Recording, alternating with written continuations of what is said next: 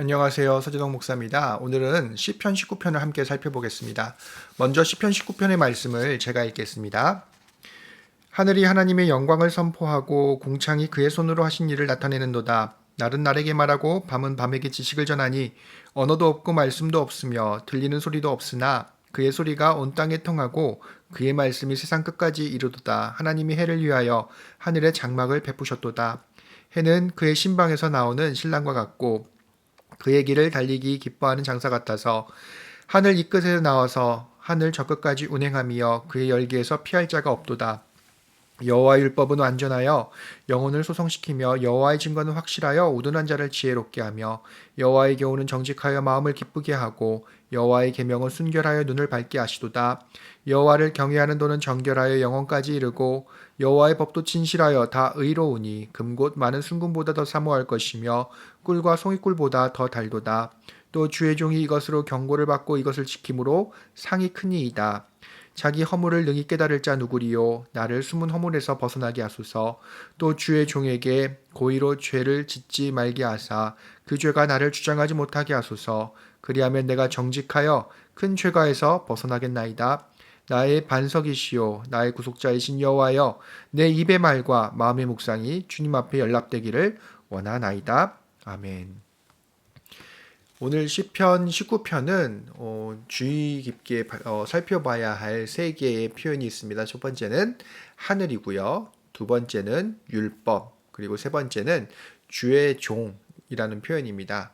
특별히 하늘이라는 것은 창조 세계를 대표하는 그런 표현이라고 할 수 있고요. 율법은 이제 또 하나님의 가르침, 그리고 마지막은 바로 기도자가 자신을 이제 종으로 부르는 건데, 특별히 첫 번째와 두 번째 표현들, 그러니까 하늘과 율법이라는 표현은 하나님의 특징, 그러니까 하나님이 어떤 분이신지를 이제 드러내는 것이라고 할 수 있고요.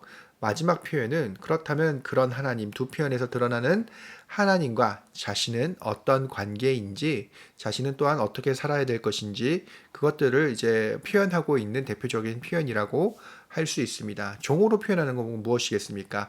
주권이 하나님께 있다라는 것들을 이제 표현한다라고 할 수 있습니다. 그러면 1절부터 이제 살펴보도록 하겠습니다. 특별히 아까 제가 말씀드린 이 세 표현은 또 단락을 나누는 기준이 되기도 합니다. 이 하늘은 1절에서부터 6절까지 주로 이제 등장하고요. 그리고 율법은 7절에서부터 10절까지, 마지막으로 주의 종이라는 표현은 이제 나로 이제 표현이 되거든요. 기도자가 되겠죠. 11절부터 14절까지 이렇게 구성을 하게 됩니다. 1절을 먼저 살펴보도록 하겠습니다. 하늘이 하나님의 영광을 선포하고 궁창이 그의 손으로 하신 일을 나타내는도다. 특별히 1절에서는 이 창조 세계, 그러니까 창조 세계에 있는 그런 하나님의 사역들을 이제 드러낸다고 할 수 있죠. 하나님께서 이제 천지를 창조하셨어요. 세상을 창조하셨는데 그 창조물에는 솔직히 말씀을 드리면 하나님의 사랑이 있다라고 이제 표현을 할 수 있습니다. 그럼 어떤 부분에서 하나님의 사랑이 드러나겠습니까? 물론 이제 하나님께서 뭐 세상을 사랑하고 또 인간을 사랑하시기 때문에 수많은 피조물들을 창조하셨다라고 단순하게 이해할 수도 있지만, 더 중요한 것은 이 부분에서 창조는 하나님의 그런 사랑, 하나님이 어떤 분인지를 그대로 드러낼 뿐만이 아니라 그 창조 세계 이면에 있는 그런 영적인 세계를 통해서 하나님께서 세상의 만물들을 사랑하신다는 것을 분명하게 드러내고 있습니다. 그것은 특별히 2절에서 우리가 확인을 해볼 수가 있습니다. 2절, 날은 날에게 말하고 밤은 밤에게 지식을 전하니. 3절도 읽겠습니다. 언어도 없고 말씀도 없으며 들리는 소리도 없으나. 이 말씀은 어떤 표현이냐 하면 시간이 흐른다는 것을 표현하는 표현입니다. 그러니까 날은 낮이죠. 밤으로 진행되는 것. 그러니까 시간의 흐름을 보여주는 것이라고 할 수 있습니다. 특별히 구약에서는 시간의 흐름, 예를 들면 봄, 여름, 가을, 겨울 또는 건기에서 우기, 우기에서 다시 건기로 이렇게 시간이 흘러가는 것, 그리고 또는 우리가 매일의 삶에서 볼 수 있는 거죠. 낮이 밤이 되고 다시 밤이 낮이 되는 것. 이런 시간의 흐름을 질서, 그러니까 하나님의 질서가 지켜지고 있는 현상이라고 이해했습니다. 물론 하나님께서 창조하신 질서는 우리의 눈으로 볼 수 없지만 이런 시간의 흐름을 통해 하나님의 질서, 하나님께서 세우신 그런 질서가 유지되고 있다는 것들을 시간의 흐름, 계절의 변화를 통해 드러내고 있다라고 믿었고요. 또한 그것을 통해 하나님의 그런 질서가 어떻게 유지되고 있는 것들을 사람들이 느낄 수 있었다라고 구약은 기록을 하고 있습니다. 특별히 이 질서라는 것들은 왜 하나님의 사랑과 연결이 되냐 하면 이 질서는 무질서에서 하나님께서 질서로 이제 창조를 하신 거기 때문에 그렇습니다. 쉽게 얘기하면 우리 창세기에 보시면 세상의 시작이 어땠죠? 무질서했습니다. 흑암이 깊음 위에 있고, 그죠? 혼돈했다라고 이제 표현할 수 있는데, 그것을 영어로 얘기하면 케이어스, 그러니까 혼돈, 이제 이라고 얘기를 하는데, 하나님은 질서를 창조하심으로 이 혼돈이 이런 질서를 깨뜨릴 수 없도록 이제 하셨습니다. 그걸 하나님께서 이런 무질서를 제어하신다라고 우리는 이해할 수 있는데요. 이 무질서는, 영적인 세계의 무질서는 우리 인간에게 영향을 미치게 됩니다. 제가 지난 시간에도 말씀을 드렸는데 이 무질서는 항상 이 질서를 깨려고 하고요. 무질서가 생기게 되면, 그러니까 질서가 깨지게 되면 우리 인간은 고통을 받게 됩니다. 그러니까 이 질서가 유지된다는 것은 무엇을 의미하냐면, 그러니까 시간이 흐르는 것들 통해 우리가 확인할 수 있는 것은 무엇이냐면 하나님께서 무질서를 항상 질서 있게 유지시켜 주시려고 이 모든 것들을 제어하고 계신다는 것과, 또 하나는 바로 우리 인간이 고통받지 않게 하시려고 하나님께서 무질서를 제어하신다는 것으로 이해할 수 있습니다. 그것들을 바로 계절이 변하고 시간이 낮이 밤이 되고 밤이 낮이 되는 이런 현상을 통해서 우리가 확인할 수 있습니다. 특별히 4절에서부터 6절까지는 재미있는 표현이 있어요. 그의 소리가 온 땅에 통하고 그의 말씀이 세상 끝까지 이르도다. 하나님이 해를 위하여 하늘에 장막을 베푸셨도다. 해를 위해 장막을 베푸셨다라고 말씀합니다. 이때부터 이제 해라는 특정한 이제 상징물이 등장합니다. 해는 그의 신방에서 나오는 신랑과 같고 그의 길을 달리기를 기뻐하는 장사 같아서 하늘 이 끝에서 나와서 하늘 저 끝까지 운행함이여 그의 열기에서 피할 자가 없도다라고 이야기하고 있습니다. 그러니까 이 해는 무엇을 상징하냐면 하나님의 질서를 상징합니다. 여러분 정오를 보시면 해가 어때요? 해가 비칠 때 햇빛을 피할 공간이 없잖아요. 그만큼 이 말은 무엇이냐면 하나님의 질서의 그 통치를 피할 사람은 없다, 피할 존재는 없다라는 것들을 보여주고요. 이것들은 철저하게 그런 무질서의 세력들이 하나님 앞에 굴복하고 있음을 이제 보여준다고 우리는 이해할 수가 있습니다. 7절부터는 율법에 대해서 얘기하고 있습니다. 제가 읽겠습니다. 여호와의 율법은 완전하여 영혼을 소성시키며 여호와의 증거는 확실하여 우둔한 자를 지혜롭게 하며 여호와의 교훈은 정직하여 마음을 기쁘게 하고 여호와의 계명은 순결하여 눈을 밝게 하시도다. 여호와를 경외하는 도는 정결하여 영혼까지 이르고 여호와의 법도 진실하여 다 의로우니 금곧 많은 순금보다 더 사모할 것이며 꿀과 송이꿀보다 더 달도다. 이건 율법, 하나님께서 만드신 율법이 어떤 것인지를 설명을 하고 있습니다. 특별히 7절과 8절은 율법이 지닌 그런 힘, 그것들을 보여주고 있죠. 영혼을 소성시키고, 그리고 우둔한 자를 지혜롭게 하고, 마음을 기쁘게 하고, 눈을 밝게 한다고 합니다. 왜 그러냐 하면 율법은 완전하고, 확실하고, 정직하고, 순결하기 때문에 이런 효과를 갖고 온다라고 할 수 있습니다. 이런 토라의 힘이라고 할 수 있죠. 여호와의 율법의 힘이라고 할 수 있습니다.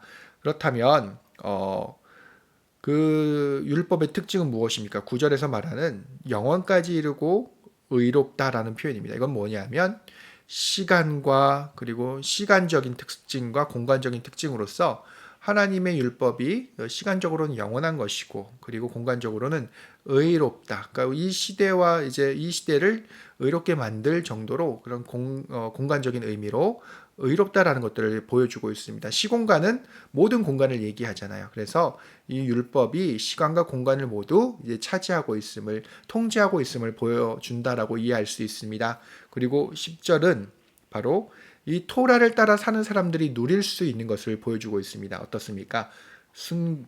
곧 많은 순금보다 더 사모할 것이고요. 사모한다는 거죠. 또 하나, 송이꿀보다 더 달다. 특별히 금은 더 이상 설명할 필요도 없습니다. 지금도 좋아하잖아요. 그리고 또 꿀은 어떻습니까? 송이꿀. 이 꿀은 무엇이냐면 고대 근동에서는 모든 빵 또는 모든 빵과 그리고 모든 간식에 기본적으로 들어가야만 하는 필수적인 그런 재료입니다. 식재료죠.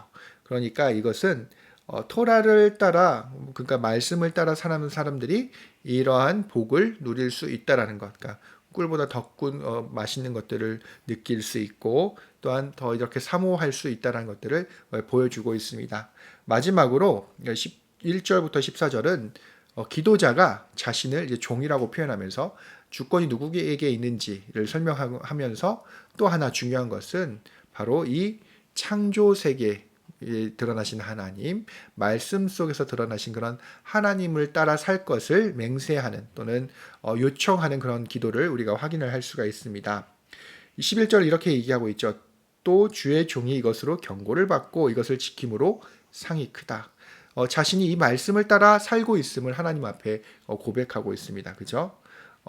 자연을 통해서, 그러니까 이제 창조 세계를 통해서 또한 하나님의 말씀을 통해서 이런 삶을 살고 있다는 것들을, 그러니까 하나님이 주인 되신 삶을 살고 있다는 것들을 보여주고 있고요. 하지만 12절과 13절은 중요한 인간의 특징을 설명하고 있습니다. 자기 허물을 능히 깨달을 자 누구리요? 그리고 나를 숨은 허물에서 벗어나게 하소서. 또 주의 종에게 고의로 죄를 짓지 말게 하사 그 죄가 나를 주장하지 못하게 하소서. 그리하면 내가 정직하여 큰 죄가에서 벗어나겠나이다. 이것은 인간의 연약함을 드러내주고 있습니다. 우리가 정말 말씀대로 살아야 하지만 항상 말씀대로 사는 것은 아니거든요. 그것에서 그런 삶에서 벗어날 때가 있습니다. 바로 기도자는 자신의 그 연약함을 알았고 하나님께 그런 연약함에 빠졌을 때에 도와달라는 기도를 하고 있습니다. 이거는 우리도 항상 기도해야 할 모습입니다. 우리가 완전하지 않잖아요. 하나님의 말씀은 완전하지만 그것을 따르는 우리 인간은 연약하기 때문에 불완전하기 때문에 이런 기도의 요청이 필요합니다. 우리의 연약함을 하나님 앞에 고백하고 그럼에도 불구하고 이런 하나님의 말씀을 따라 우리가 죄를 짓더라도 그 죄가 우리를 주장하지 못하도록 하나님께 요청하는 삶, 고백하는 삶이 필요합니다. 그리고 마지막 14절처럼 나의 반석이시오 나의 구속자이신 여호와여 내 입의 말과 내 마음의 묵상이 주님 앞에 연락되기를 원하나이다. 그러니까 자신의 삶이 하나님 앞에 드려지기를 원하는 거죠. 말씀대로 따라 사는 그런 모습, 창조 세계에서 하나님의 사랑을 느끼고 사는 그런 모습, 그것들이 하나님 앞에 드려지기를 원한다는 고백이기도 합니다. 바로 이 말씀처럼 14절의 말씀처럼 하나님의 말씀을 묵상하는 삶, 그리고 하나님과 항상 동행하는 삶, 자신의 연약함, 자신을 종이라고 고백하면서 자신의 연약함을 하나님 앞에 드러내는 삶, 그런 삶을 살기를 결단할 수 있는 우리가 될 수 있어야 합니다. 이 말씀을 기억하시고 또한 오늘 하루의 삶에서도 하나님의 말씀을 묵상하며 사시기를, 또한 이 세상의 창조 가운데에서 하나님의 사랑을 느끼며 살아가실 수 있기를 우리 주님의 이름으로 축원합니다. 그러면 다음 시간에 뵙도록 하겠습니다.